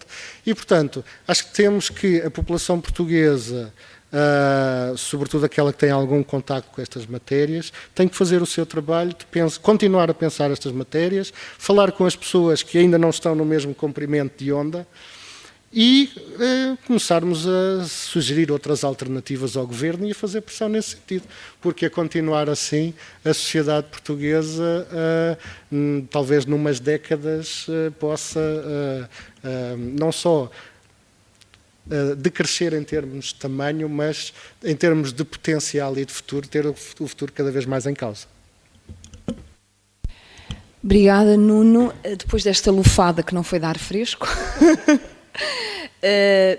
e eu já abro o debate, mas gostava de ir fazendo um pouco de novo a focalização naquilo que estão a ser estas nossas conversas, no fundo, e como o Nuno sistematizou muito bem no início, portanto, podemos pensar nas estatísticas enquanto instrumentos de planeamento das políticas públicas, instrumentos de investigação. Portanto, o professor André, no fundo, trouxe-nos uma amostra do que pode ser, de facto, o uso das estatísticas na investigação. O Nuno, e muito bem, tentou mostrar como elas deveriam ser instrumento de planeamento das políticas públicas. Infelizmente, não é assim a leitura que está a ser feita. Enfim, devolvia-vos a palavra, se quiserem colocar alguma questão, fazer algum comentário relativamente a esta outra dimensão dos usos das estatísticas.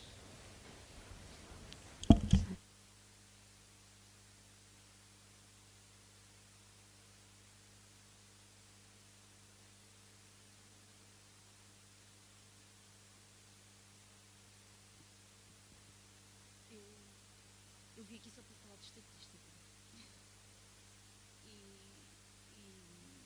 e também não quero levar as coisas para uma situação ainda pior, mas fiquei aqui a pensar no 1% da população que falou e estava a pensar 1% da população, mas que se for pensarmos em termos de estatística, em termos de população ativa, é uma proporção muito maior e é a população ativa que gera ou deve gerar mas que deve gerar de facto riqueza para o país, ou seja, este 1% é mais uma vez a minha ideia do debate da estatística, é isto pode ser usado como nós quisermos, e parece-me que tem sido mal um bocadinho, mas não tanto por aí. Acho que este 1% é capaz de ser mais do que 1%, e a tendência que nós temos uma taxa de crescimento muito grande no país, portanto a coisa pode ser ainda pior, e eu não queria trazer mais notícias, mas era assim um comentário. Mas eu posso dar mais notícias.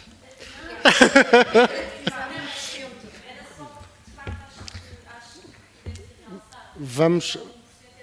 Não, e foi muito oportuno. Foi muito oportuno porque este 1%, acho que é 1, qualquer coisa, mas pronto. Este 1% é o segmento potencial mais produtivo da população. Porque nem tanto porque eu depois estive a ver com o auxílio dos dados do Eurostat, do INE, tenho alguma dificuldade de lidar com, estive a ver, já com essa preocupação. São sobretudo os mais jovens, são sobretudo os mais jovens e qualificados ou não? Porque é uma matéria que me interessa diretamente, trabalho as questões da juventude, etc. E, portanto, interessava-me essa questão. Eu acho que é fazer, como dizia o nosso anterior ex-primeiro, é fazer as contas. E eu ainda não consegui fazer bem as contas, até porque nós andamos aqui um bocadinho às apalpadelas. Este número do INE é muito preocupante e é um dado mais palpável do que aquilo que nós podemos ver à partida, porque eu tenho andado a tentar ver se a imigração tem crescido, sobretudo nos segmentos mais jovens e escolarizados, sobretudo a partir da perda de ativos, perda de população ativa, não é? Porque se nós perdermos população ativa nos segmentos mais velhos, pronto, ok, pessoal que se reformou, etc, etc.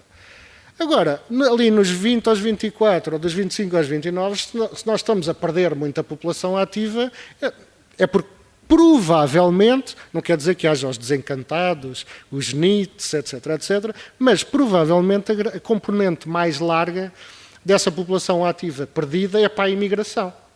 Depois ainda andei a ver no Observatório da Imigração e etc, a ver se havia informação complementar que me ajudasse, mas por acaso não há. E, portanto, mas depois, já agora aproveitando para caracterizar um bocadinho esta população, tenho que acelerar, ok. Já outra vez com a ajuda do INE, o que nós podemos ver, como é através do inquérito ao emprego, podemos ver os escalões etários onde estas pessoas que estão a sair, de que escalão etário é que são. E confirma-se, são os mais jovens a idade produtiva. Ali na faixa entre os 20 e os 39, digamos, que é no fundo quem pode tornar-se ativo no mercado de trabalho, mas que não pode, porque não tem oportunidades para isso. Ou as poucas oportunidades que tem para isso são muito pouco interessantes, e aí entramos na precariedade, nos falsos recibos verdes, etc, etc. E, portanto, mais uma vez, é necessário olhar para... E para apressar, é necessário olhar para isto a sério e começar a tentar definir políticas públicas alternativas, porque nós assim, definitivamente, não vamos lá.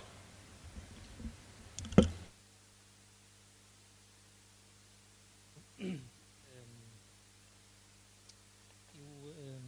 aprendi com a professora Helena Carvalho a dar grande importância aos dados, portanto gostava de fazer um comentário geral decorrente da intervenção do Nuno Alves. Primeiro, eu acho que pensar do ponto de vista científico, os dados em si, tem parece-me a mim, um comentário, uma grande relevância do ponto de vista epistemológico. Acho que cada vez mais, se pensarmos no que pode ser a ciência do século XXI e as suas configurações, a sua configuração centrais, acho que os dados cada vez mais vão ter uma importância decisiva. Se nós olharmos para as publicações internacionais e para as revistas consagradas, vemos em muitas delas o caráter demonstrativo. E obviamente que os dados, o caráter demonstrativo não decorre apenas de uma análise de dados quantitativos. A demonstração também pode surgir, obviamente, de dados qualitativos. Portanto, isso, depois há aquele desafio enorme da descrição à implicação. Portanto, essa ciência que olha para a estatística vai olhar para dados, mas tem que, obviamente, desarticular, criar-lhes um sentido configurado de científico. E depois a segunda parte do meu comentário tem a ver com a questão das políticas públicas e do que é feito relativamente aos dados. A estatística não tem culpa nenhuma da forma como eles são tratados, como é óbvio, é natural. E, portanto, há este grande desafio hoje da informação para o conhecimento, e a estatística está no fundo nesse processo. E hoje temos a particularidade de ter organizações internacionais que produzem imensos dados, uma enorme quantidade de dados, e às vezes eles parecem contraditórios. Mas o problema não são dos dados, o problema não é da estatística, o problema é da forma como os atores decisivos, políticos, económicos, etc., os tratam e os apropriam. E chegamos ao extremo de ter organizações internacionais a definir orientações para o nosso país de uma certa forma, e depois temos outras organizações ou outros agentes políticos centrais. O que estamos aqui a falar é de modelos de sociedade, projetos políticos, projetos que acabam por, digamos assim, fazer com que a estatística esteja no centro do conflito económico, do conflito político, e dos conflitos culturais, no fundo, decisivos para a transformação da sociedade. Pronto, e agora este exemplo mais flagrante do caso da OIT e desta polémica à volta do salário mínimo nacional, que é bastante revelador como a estatística está metida, digamos, neste processo, mas que não tem culpa nenhuma, digamos, da forma como depois os agentes passou. Obrigada, Nuno. Agora vamos passar à Margarida. Passaria então à apresentação da professora Margarida. A professora Margarida é professora associada do Departamento de Métodos Quantitativos para Gestão e Economia, de uma outra escola, da IBS, também do ISCTE-UL. É doutorada em Engenharia de Sistemas no Instituto Superior Técnico. Tem também um vasto leque de publicações internacionais, desde artigos científicos, publicações em atas de congressos, capítulos de livros, designadamente no domínio da análise de dados e, em particular, data mining, que foi mais nessa perspectiva que incluímos a sua participação.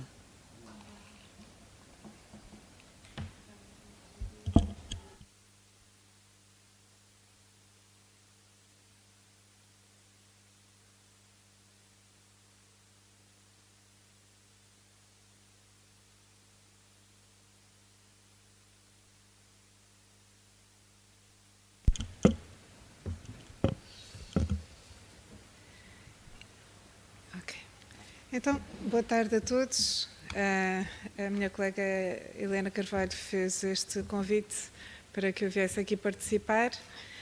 Não estando eu ligada à área da Sociologia, mas como ela disse, estou no Departamento de Métodos Quantitativos Aplicados à Gestão e Economia. A minha experiência é mais na área das metodologias. A parte substantiva, que foi até agora talvez o grosso da discussão, vem sempre para mim como ilustração das metodologias que são o meu alvo prioritário de estudo. Eu trouxe aqui, aos tópicos da conversa, um tema que me é caro, uma vez que agora estamos a falar que a estatística não é o mal da fita, portanto não temos que matar o mensageiro. É verdade, a estatística acaba por ser uma mais-valia no mundo do conhecimento em geral e todos nós sabemos que em todas as áreas do conhecimento nos socorremos de factos e da análise desses factos e que é a partir daí que vamos extraindo novos conhecimentos. E seja na biologia, seja na política, seja em qualquer área do conhecimento, é assim que funcionamos e, portanto, é hoje em dia imprescindível. Mais ainda, sabemos também que cada vez dispomos de mais dados e é mais fácil recolher dados para o processo de conhecimento ir avançando. Como elementos da análise de dados temos, obviamente, os dados e a estatística desde o início se preocupa com a recolha dos dados, não só na amostragem que todos nós muitas vezes já referimos o papel importantíssimo da estatística nesse domínio, mas também, por exemplo, na medição.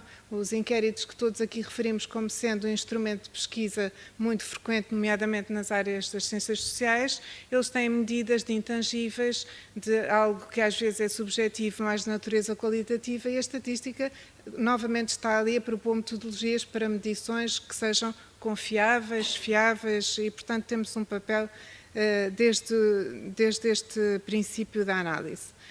Geralmente partimos de uma tabela para fazer qualquer tipo de análise de dados, seja ela em que domínio for. Eu, por coincidência ou não, tenho trabalhado mais na área de Marketing Research e tinha aqui um exemplo de uma base de dados da área do retalho.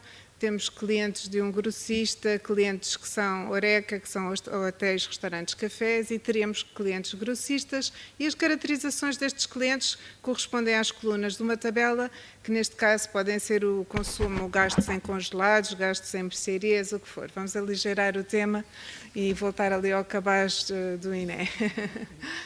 Então, nós temos, a partir dos dados, uma série de técnicas que podemos utilizar para fazer a análise dos mesmos, e estas técnicas, hoje em dia, elas provêm de inúmeras áreas do conhecimento.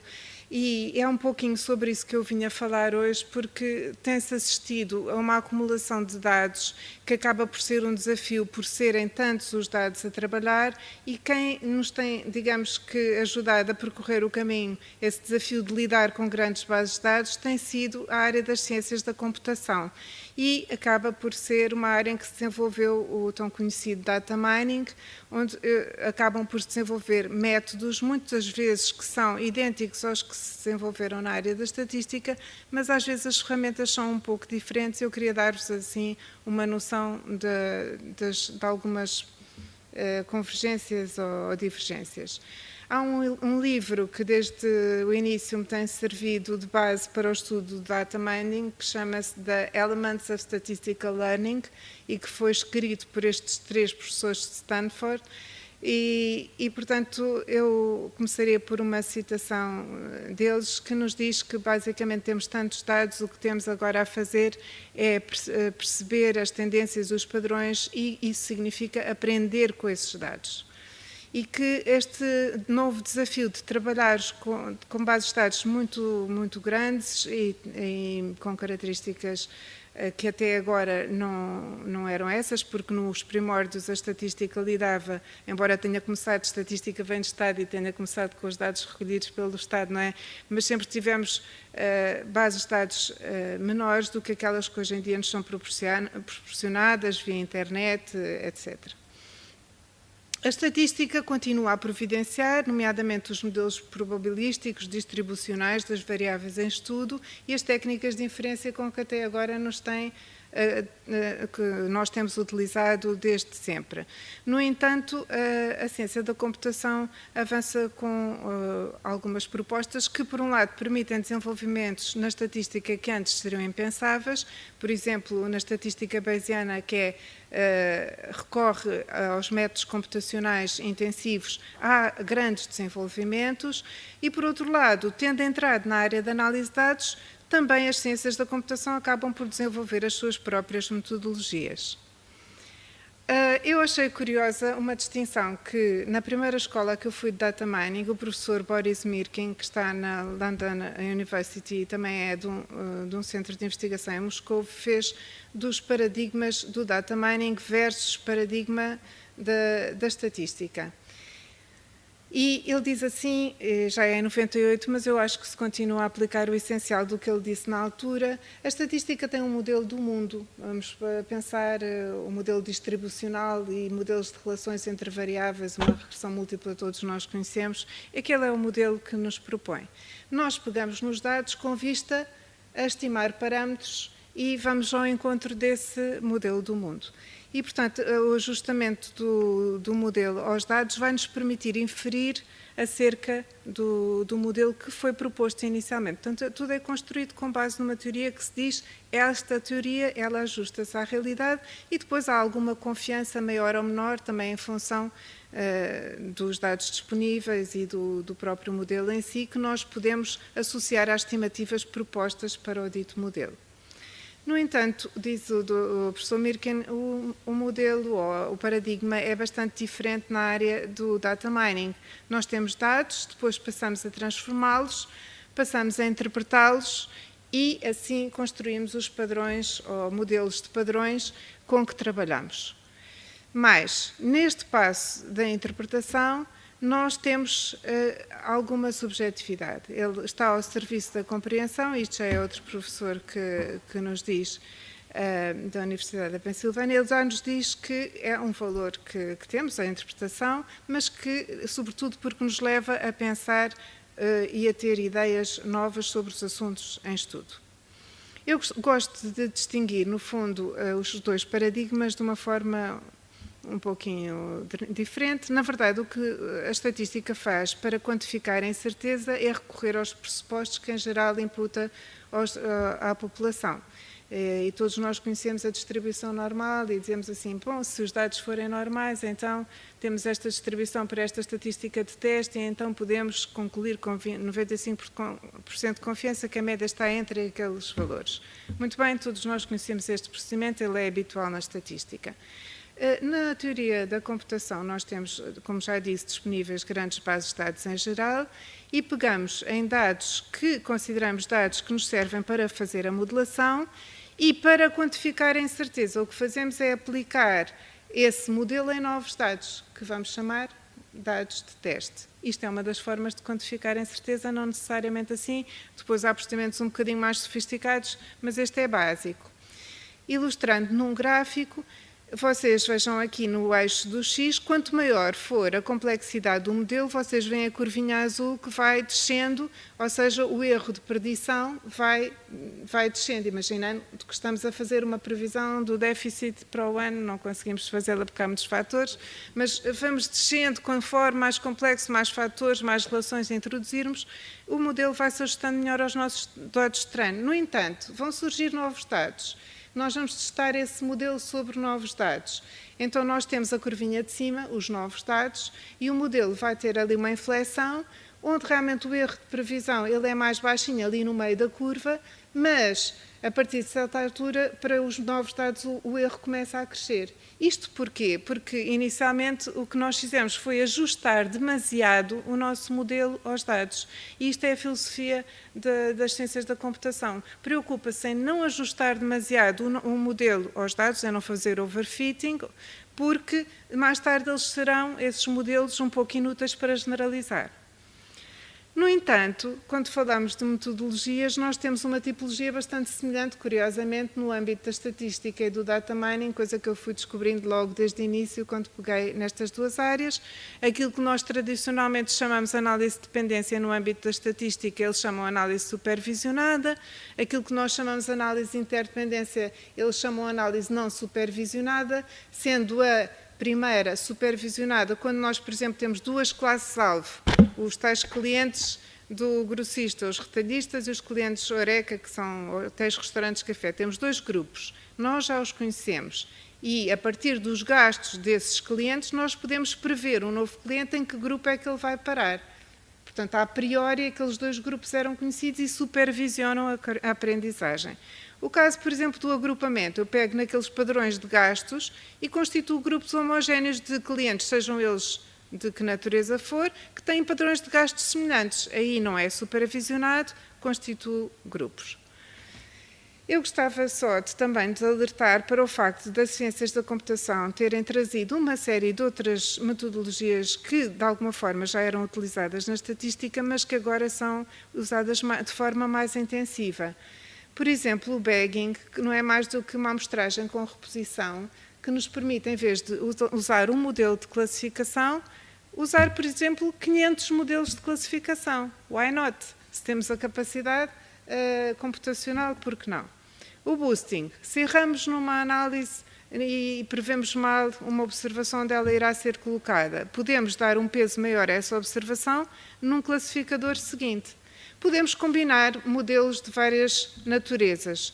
Podemos selecionar e devemos muitas vezes variáveis. Isto era um problema de dimensão, talvez nos primeiros anos em que lidámos com análise de dados no âmbito da estatística, para reduzir e tornar tratável o nosso problema.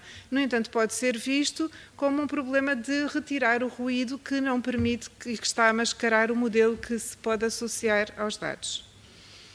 Eu dou como exemplo de uma metodologia combinada, por exemplo, as florestas aleatórias do professor Leo Braman, que entretanto morreu, mas que tinha proposto o CART, que é uma metodologia de classificação em árvores que eu costumo utilizar bastante e que já irei ilustrar muito brevemente a seguir.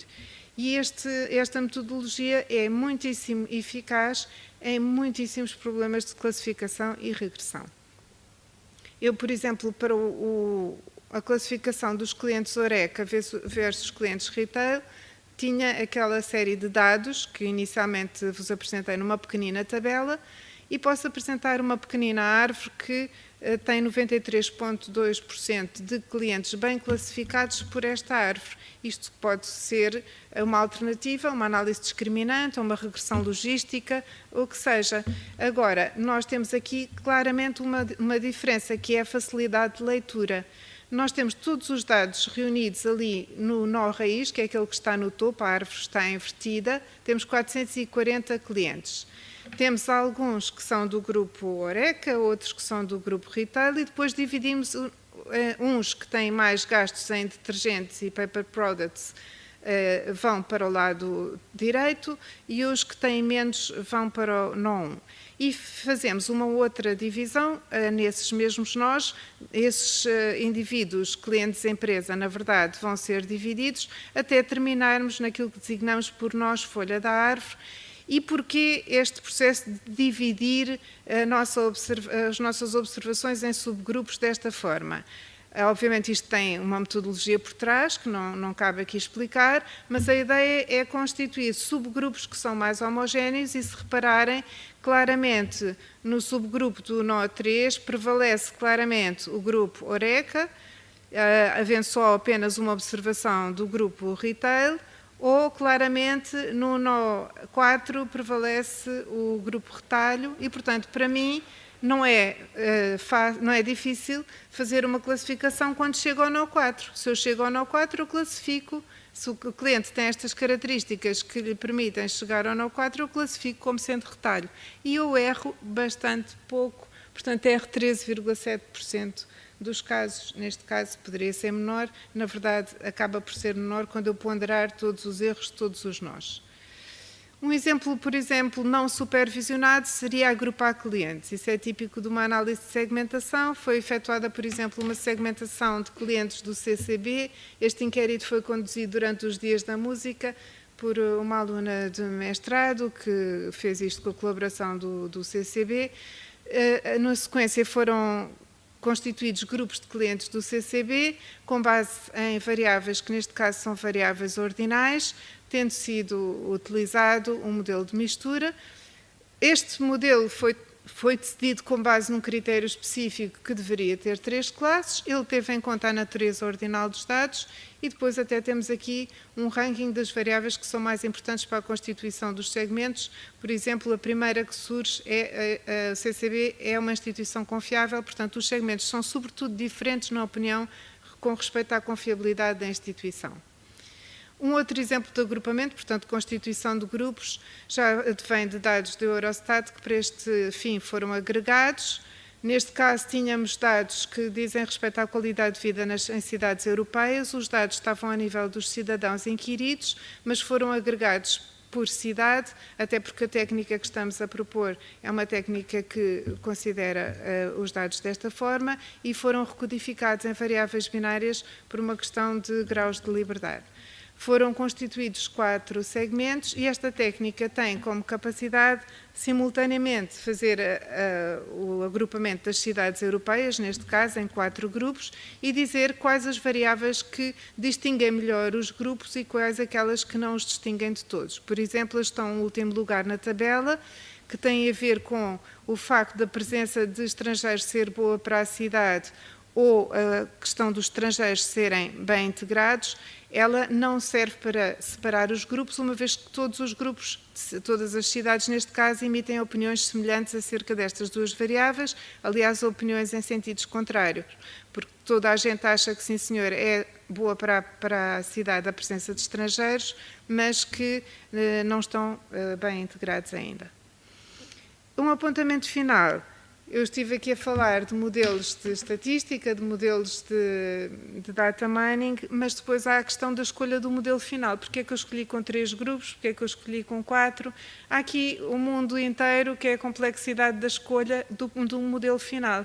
Só por si daria e dá um projeto de investigação, como por exemplo aquele que existe no SELECT, que é um grupo da Universidade de Paris-Sud, que é liderado pelo professor Gilles Selin e que se dedica a trabalhar no âmbito das técnicas de Statistical Learning e a escolher, diz ele, critérios que sejam realistas, e é bom, eu gosto desta palavra, porque muitas vezes uma das acusações que se faz no âmbito da estatística é que os pressupostos considerados para fazer inferência são irrealistas, e é uma preocupação que hoje em dia nós temos na análise dos dados. Eu gosto desta citação do David Ent e guardei-a para o fim, que é um professor que também escreveu do Imperial College, que escreveu um livro sobre data mining e que diz que hoje em dia a noção de verdadeiro modelo é fraca, no sentido em que nós apenas conseguimos uma aproximação daquilo que observamos e que que pretendemos estudar, e o nosso propósito é conseguir que o nosso modelo seja tão próximo da realidade que nos traga alguma utilidade acrescida e que nos permita melhorias no trabalho. Agora, algumas referências, pus aqui para quem tiver curiosidade de fazer incursões na área do data mining, uma que se chama Voyage of Discovery, do próprio David Ant, e outra que diz os top 10 algoritmos em data mining, para quem estiver interessado. E acabo com o cartaz ainda. Não me disseram que era a última, mas calhou bem. Obrigada, Margarida. Como vêem, portanto, outra perspectiva, acho que desse ponto de vista tivemos uma multidimensionalidade. Eu gostaria já de te colocar a seguinte questão. Para este tipo de aplicações, temos algumas restrições em termos da dimensão, em termos de base de dados? Não necessariamente. Eu aqui fiz uma apresentação do tipo de validação que se baseia em amostra de teste. Quando os dados são de dimensão mais reduzida, nós implementamos um processo de validação cruzada, em que, por exemplo, dividimos a amostra em 10 grupos e usamos 9 décimos para estimar o modelo e 1 décimo fica de fora e obtemos as estimativas nos novos dados nesse décimo. E repetimos o processo 10 vezes e todos os dados que foram utilizados para teste, eles são dados que foram excluídos da construção do modelo e, portanto, digamos que não fizemos batota e temos uma estimativa razoável da capacidade preditiva do modelo. Questões, por exemplo. Questões que queiram colocar? Esclarecimentos?